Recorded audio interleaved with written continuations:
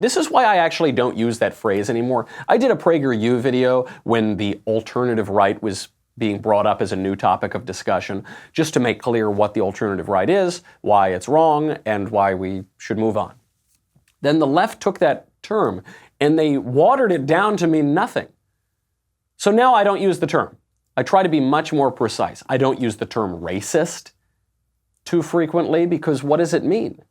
It had a meaning, then the left robbed it of meaning. So now I try to be more specific. I'll say racially bigoted. Bigotry at least has a meaning for now. At least it still has not been robbed of its meaning. This is what the left does. The term alt-right has been robbed of its meaning. And it's too bad because there is an ideology that term once described, an alternative to conservative thought. And what it was really specifically being used by its biggest proponents is a politics that essentially boils down to race and ethnicity, without much regard for,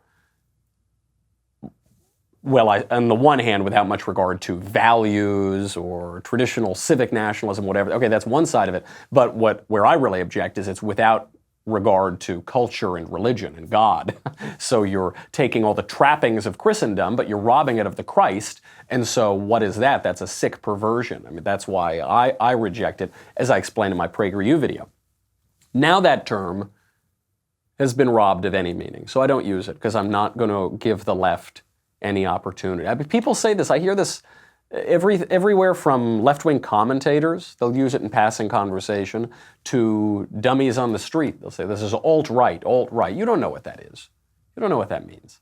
So they do it all the time. During the Bush years, they did this with the term neocon. Do you remember? Some of you are too young to remember. All you'd hear during the Bush years, neocon, neocon, he's a neocon. Neoconservative once had a meaning. It was a movement popularized by Irving Kristol, Bill Kristol's father. And it was described as liberals who were mugged by reality, socialists who were mugged by reality.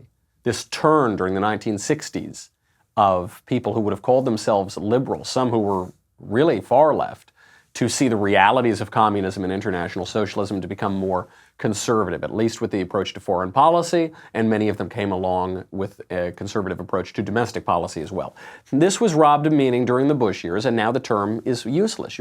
To call someone a neocon, what does that even mean anymore? Now when they use the phrase, they mean bigoted, warmongers, people who want to bomb brown people. What does the term alt-right mean? It means anyone to the right of Hillary Clinton is a racist bigot, bigot, bigot, bigot. And this brings us to the best week ever for the right, the worst week ever for the left, and the last thing they can possibly do, which is call everybody a bigot. You know, in conversations, you'll say, yeah, I think we should lower the top marginal tax rate.